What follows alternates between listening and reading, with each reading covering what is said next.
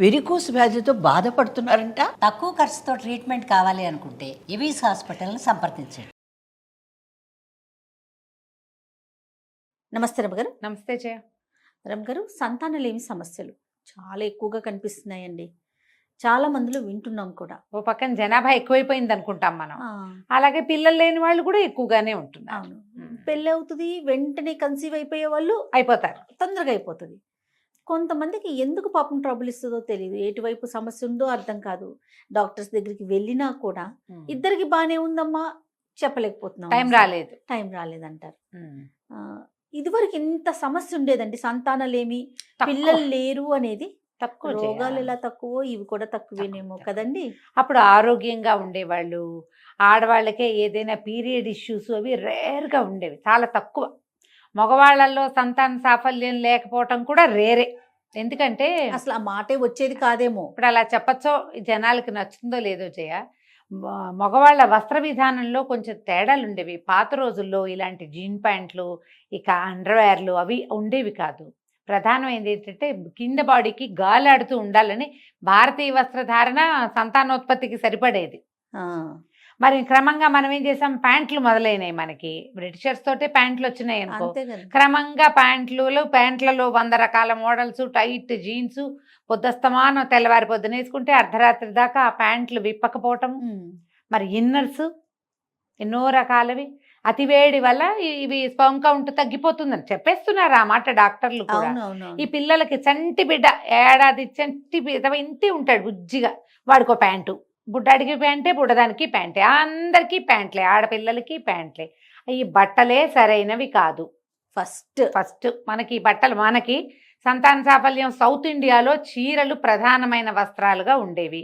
పాత రోజుల్లో పిల్లలు లంగాలు కట్టుకునేవాళ్ళు, నడుం దగ్గర ఒక కట్టు టైట్గా, కింద భాగానికి కొంత గాలి తగలటం, ఏవో ఉండేవి ఆడవాళ్ళ లెక్కలు కూడా. నడుము ఈ పెల్విస్ అది బయట ఉండాలి, నాభి బయటవి ఉండాలి, దానికి ఎండా గాలి తగలాలి, అలాంటివి ఏవో ఉండేవి పాతకాలపు పద్ధతులు. వాళ్ళు ఏదో పిచ్చివాళ్ళు, మనం చాలా తెలివిగల వాళ్ళమని, మనం సమర్థులమని మనం ఏదో చేస్తాము. ఇప్పుడు క్రమంగా ఏమైంది, పాత రోజుల్లో చిన్న వస్త్రధారణ అలవాటుగా ఉండేది. క్రమంగా మనం ఈ ఒళ్ళంతా కప్పే రకరకాలవి వచ్చినాయి. ఇప్పుడు ఏదైనా కొంచెం బట్టలు తొలిగితే ఏదో ఆడ్ ఫీలింగ్ వస్తుంది. ఏం కాదు, అప్పట్లో ఉండేవి అట్లా. ఈ వస్త్రధారణ వల్లే సంతాన సాఫల్యం సులువుగా ఉండుండొచ్చు. ఒక పాయింట్ అది గ్యారంటీగా ఉంది. తర్వాత క్రమంగా మన తిండిలో బలం లేదు, మన వ్యవహారము దైనందిన జీవితంలో ఒక సక్రమమైన క్రమశిక్షణ లేదు. వేళకు తింటాం, వేళకు పడుకోవటం అవి లేవు. మరి వివాహాలు లేటు, ఇది కూడా లేటు, ఇవన్నీ కూడా ప్లస్ ప్లస్ ప్లస్ ప్లస్. ఈ ఆడపిల్లల్లో ఎర్లీ ప్యూబర్టీస్ రావటం, లేదా ప్యూబర్టీ వచ్చాక వీళ్ళ తిండని, వీళ్ళ తిప్పలని, వాళ్ళ జీన్స్ అని ఏవో ఒకటి. జీన్స్ అంటే బట్ట జీన్స్ కాదు, జెనెటికల్గా వచ్చినటువంటి కొన్ని రకాల సమస్యలు. ఈ పీసీఓడీలు, పిఎంఎస్లు, తర్వాత పీసీఓఎస్లు, ఇలాంటివి ఇవన్నీ కలిసి పిల్లలు లేని స్థితిని, పిల్లలు కలగలేని స్థితిని కల్పిస్తూ వచ్చినాయి. ఇది వరకు ఒబెసిటీ అసలు రెండోదేమో స్ట్రెస్ ఈటింగ్ పెరిగింది.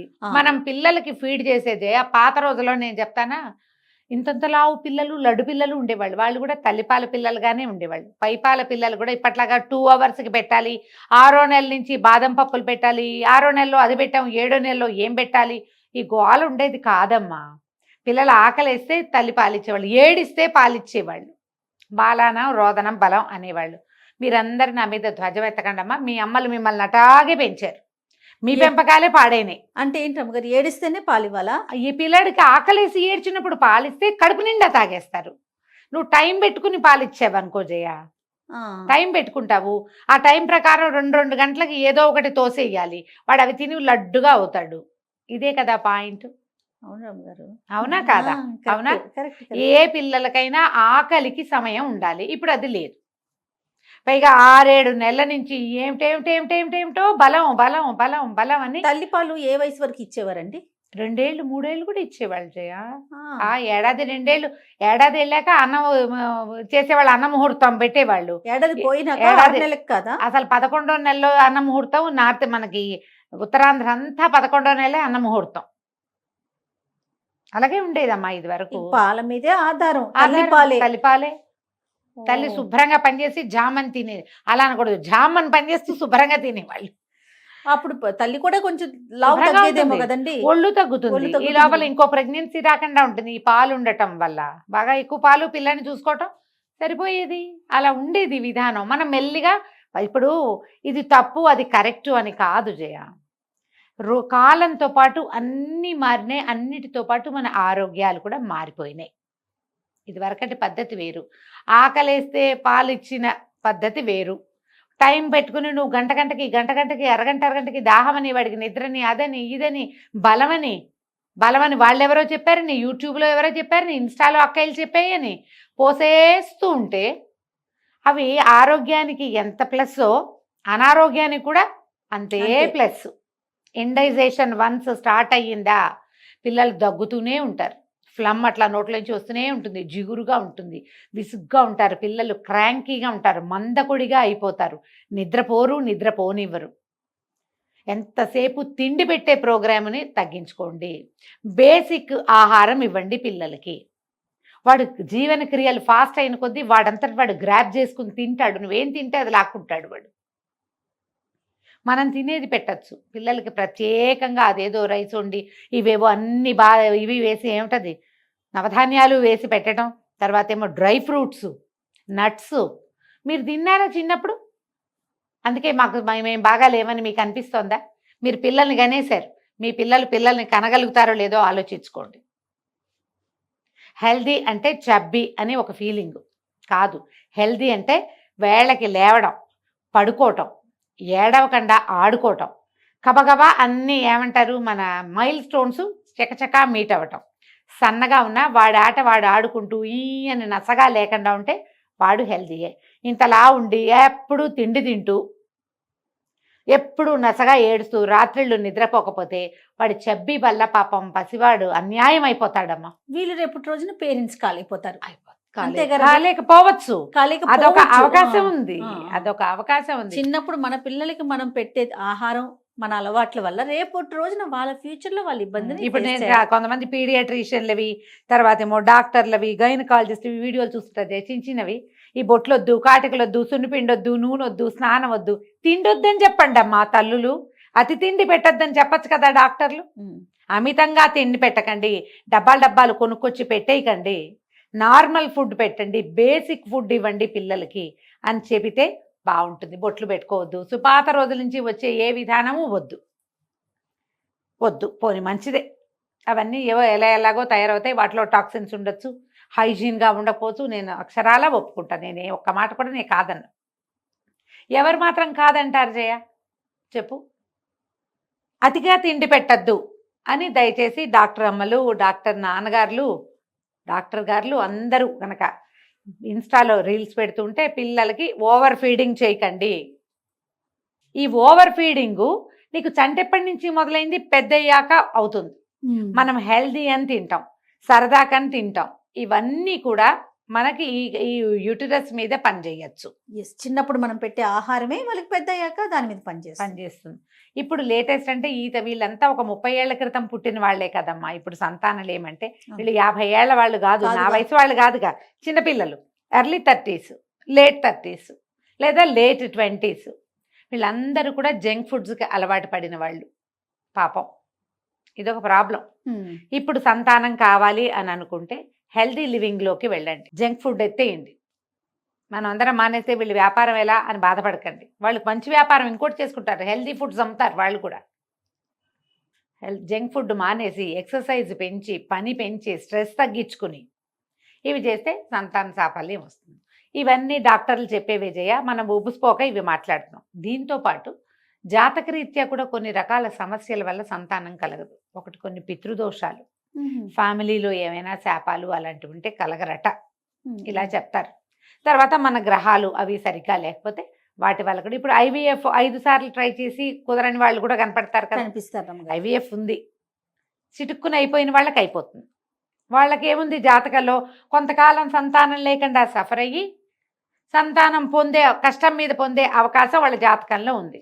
అందుకని ఒక 5 ఏళ్ళో 8 ఏళ్ళో చూసి ఈ PCOD లాంటి సమస్యలతో బాధపడుతూ సంతానం లేదని చుట్టుపక్కల వాళ్ళు ఏ అత్తవారో అంటూ వీళ్ళకు కూడా ఎవరినైనా చంటి పిల్లని చూస్తే కావాలని బాధపడుతూ దిగులు పడుతూ, కానీ భగవంతుడు వాళ్ళకు ఒక అవకాశం ఇస్తాడు ఐవీఎఫ్ రూపంలో.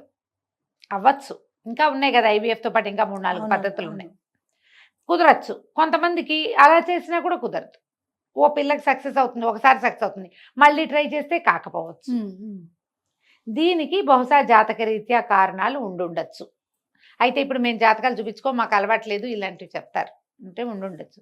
దీనికి ఏం చెప్పారు పెద్దవాళ్ళు, బేసిక్ కొన్ని పనులు చేయండి. హెల్దీ లివింగ్ లాగానే, అంటే హెల్దీగా తినడము, ఈ ఎక్సర్సైజ్ చేయటము, స్ట్రెస్లెస్గా ఉండటము, వీటితో పాటుగా దేవాలయ దర్శనం, రావి చెట్టుకి ప్రదక్షిణ చేయటం, ఎవరికైనా సహాయం చేయటం, పర్వదినాలలో కొంచెం నియమం పాటించటం.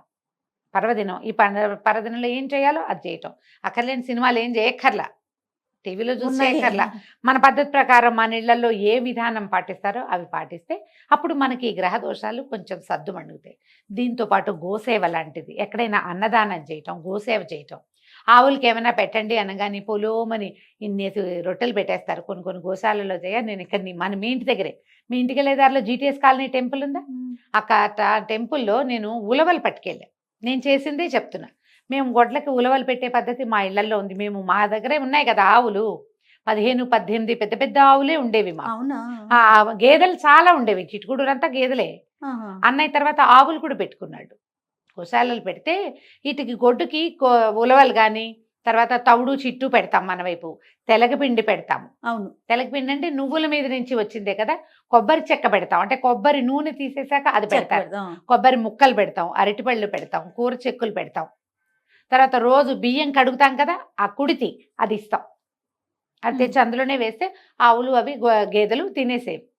అందుకని నేను ఉలవలు ఉడకబెట్టి పట్టుకెళ్తే అతను, అమ్మ దీనికి వద్దమ్మా, దీనికి ఒంట్లో బాగుండలేదు, ఈ ఆవుకి బాగాలేదు, ఆ ఆవుకు పెట్టండి అని 2 అద్భుతమైన ఆవులు చచ్చిపోయినాయమ్మా అన్నాడు. ఈ ఏడుపు వచ్చిందాక, చచ్చిపోవటం ఏంటి, మొన్న చూసా కదా అన్న. కాదమ్మా, అవి వాటికి ఒంట్లో బాగుండలేదు, వీళ్ళు తెచ్చి ఇంతంత నువ్వులు ఉండలు తర్వాత చపాతీలు పెట్టేశారు, జబ్బు చేసిందమ్మా పాపం. ఆవు ప్రెగ్నెంట్గా ఉంది, కడుపుతో ఉందనుకో, ఈయన మోప మీద ఉంటే మనం నువ్వులు ఉండే ఇంత పెడితే దానికి ఏదైనా తేడా చేస్తుంది. మనకు ఎట్లా తెలుస్తుంది అది తెలీదు. గోసేవ అనగానే ఏదైనా ఒక ఇంత బెల్లం ఇంత చిమ్మిరి చేసి పెట్టేయటం, ఇన్ని చపాతీలు చేసి పట్టుకెళ్తాం, లేదా ఏదైనా ఆకుకూరలో ఏవో పట్టుకెళ్ళి పెడతారు, శనగలు పెట్టేస్తారు, నువ్వులు పెట్టేస్తారు, పెసలు పెట్టేస్తారు, ఏవైనా పెట్టచ్చు. కానీ ఆ గో సంరక్షకుడు ఏం పెట్టమంటాడో అదే పెట్టాలి మీరు. మీరు ఇలాంటిది ఏదైనా పొరపాటు చేసి మీ వల్ల ఆ పశువుకి ఏదైనా సమస్య అయిందంటే ఆ గోమాతకి అసలు ఆ పాపం మనకు కొడుతుంది కదా. ఒక జీవం మన ఎదాన్ని బడి బాధపడుతుందా? అదే గోసేవ అనగానే ఇంకా మన ఇష్టం అలా చెయ్యొద్దు. మనకి ఎప్పుడో రఘువంశంలో కాళిదాసు చెప్పాడు, దిలీపుడు గోసేవ వృత్తాంతం, బ్రహ్మాండమైన ఎపిసోడ్ అది. ఆయన గోసేవ చేశాకే ఆయనకి కుమారుడు కలిగాడు. అద్భుతమైన కుమారుడు కలిగాడు ఆయనకి. అందుకని ఇలాంటిది చెయ్యమంటారు. ఇప్పుడు మనకు తెలీదు మనకు దాంట్లో ఏం ప్రాబ్లమ్స్ ఉన్నాయో. ఒకవేళ మనకి సంతానం కలగట్లేదు, మనం ఏదో డాక్టర్ల చుట్టూ తిరుగుతున్నాం, తిరగండి, మంచిది, డాక్టర్ని వెతుక్కోండి, చూడండి మీ ఆరోగ్యం బాగుందా, అతని ఆరోగ్యం బాగుండలేదు, ఏం చెయ్యొచ్చు, ఏం చెయ్యాలి దీనికి, దాని మీద ముందుకెళ్ళండి. ఇప్పుడు పెద్దవాళ్ళు కూడా అయ్యాక పెళ్ళైన ఆడపిల్లల్ని వెంబడబడి వేధించకుండా, ఒకవేళ కుదరలేదనుకో, అందరికీ ఉన్నాయి ఇలాంటి సమస్యలు. ఆ పిల్లల్ని ఏమైనా అంటే వాళ్ళు ఇంకా స్ట్రెస్లోకి వెళ్ళి బాధపడి ఇంకా అనారోగ్యాల పాలయ్యి, స్ట్రెస్ ఈటింగ్ అని, స్ట్రెస్ వల్ల పీరియడ్స్ అని దెబ్బతిండిపోతాయి. ఈ గోల్ చేయకుండా 4-5 ఏళ్ళు అయిందంటే ఓ డాక్టర్కి ఎవరినైనా చూపించుకోవటం, కొంచెం లబ్ధ ప్రతిష్ఠులైన డాక్టర్ సంస్థలను చూసుకోవటం, వెళ్ళటం, ఆల్రెడీ సక్సెస్ రేట్ ఎలా ఉందో చూస్తే. దాంతోపాటు మీరు గనక అన్నదానం చేయటము, గోసేవ చేయటము, ఏదైనా దేవాలయానికి వెళ్ళటము, ఒక రావి చెట్టుకి ప్రదక్షిణ చేయటము, కొన్ని చెట్లు నాటటము, మొక్కలు పెట్టడం, ఎవరికైనా ఏదైనా సహాయం చేయటం లాంటివి చేస్తే అమ్మా ఇందులో ఒక మాట చెప్తా జయ, దీనివల్ల మీ గ్రహాలు సంతోషిస్తాయి, గ్రహాలు ప్రాబ్లమ్స్ సెట్ అయితే సంతానం వస్తుంది అన్న పాయింటే కాదు. ఇందులో చాలా పెద్దది ఏంటంటే ఇది ఒక పాజిటివ్ సోర్స్. మీరు ఎవరికైనా సహాయం చేస్తే అవతల వాళ్ళు మీకు థ్యాంక్స్ చెప్పగానే మీ లోపల ఎలాంటి ఎంజైమ్స్ రిలీజ్ అవుతాయి తెలుసా, ఒక్కసారి వచ్చేస్తుంది లోపల హ్యాపీ ఫౌంటైన్లు అవసరం మనకి. ఓ ఆవు దగ్గరికి వెళ్ళాం, ఓ ఆవు దూడ ఉన్నాయి, అయితే పిల్ల పాలు తాగుతుంది, దూడ చూస్తే ఎట్లా ఉంటుంది, ఎంత సంతోషం. ఆ సంతోషాన్ని అనుభవించండి. 4 మొక్కలు పెడితే వాటికి మారాకేస్తే సంతోషం. ఓ రావి చుట్టూతా చెట్టు చుట్టూతా తిరిగితే దానికి గాలి తగిలితే సంతోషం. ఆ సంతోషాలని అనుభవించండి. అది లోపల చేయాల్సిన పని అదే దాని చేస్తుంది. బాడీ చేస్తుంది దాని పని, అది మీరు దాన్ని సంతోష పెట్టండి. ఆ పాజిటివ్ థింగ్ని మీరు ఇవ్వండి మీ శరీరానికి. ఇస్తే ఆటోమేటిక్గా సెట్ అవుతుంది. ఖచ్చితంగా మీరు చేసే డాక్టర్ దగ్గరికి వెళ్తున్నారు, అది కూడా స్ట్రెస్ అవుతుందో అవదో, సరిగా అవుతుందో అవదో, ఇది ఎలా అవుతుందేమో, మళ్ళీ ఈ బేబీ ఇలాంటి బేబీ ఇలా పుడుతోంది అంటే అందరికి చెప్తే ఏమంటారు, ఇవన్నీ ఏమిటో ఉంటాయి, బోల్డ్ భావాలమ్మా, పోస్ట్ పార్టమ్స్ ఉంటాయి. దానికి కూడా ఈ సంతోషాల వల్ల ఈ పోస్ట్ పార్టం కొట్టేస్తుంది, పోతుంది అది. ఇలా ఆలోచించండి. ఇందులో పూర్తిగా జ్యోతిష్ శాస్త్రమే ఉందని అనుకోవద్దు. అవన్నీ కూడా మన లోపల, మన బ్రెయిన్లోను శరీరంలోను రకరకాల ఆనందాల్ని సంతోషాలని నింపడానికి చెప్పబడినవే. మనం సాటిస్ఫై అవుతాం లోపల నుంచి, అంతే. ఆ సాటిస్ఫాక్షనే మన మీద పనిచేస్తుంది. ఆటోమేటిక్గా సంతాన సాఫల్యం వస్తుంది.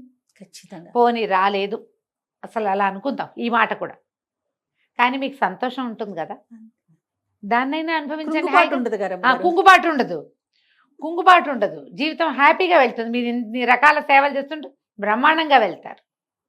కాబట్టి ఈ పని చేయండి. పిల్లల ఆరోగ్యాన్ని కాపాడడం కోసం వాళ్ళకి సరైన ఆహారాన్ని ఇవ్వండి, మంచి అలవాట్లు నేర్పించండి. హెల్దీ ఫుడ్ హ్యాబిట్స్ కనుక ఉంటే సగం సమస్యలు తీరడానికి అవకాశం ఉంది. ఇప్పుడు ఈనాటి పిల్లలే రేపటి పౌరులు పౌరులు కదా. వాళ్ళే రేపటి తల్లిదండ్రులు కూడా కదా. పౌరుల తర్వాత తల్లిదండ్రులే. కాబట్టి అంతే. హెల్దీ ఫుడ్స్, అక్కర్లేనిది ఏవో పెట్టే మనకు అలవాటు లేనివి ఎక్కడి నుంచో తెచ్చి ఏదో ఐడియా చేసి కాకుండా వాళ్ళు ఆరోగ్యంగా హ్యాపీగా ఉండేలాగా ఆలోచించి పెంచండి. తప్పకుండా రమ్మగారు, మంచి వ్యాలిడ్ పాయింట్స్. నమస్తే. నమస్తే.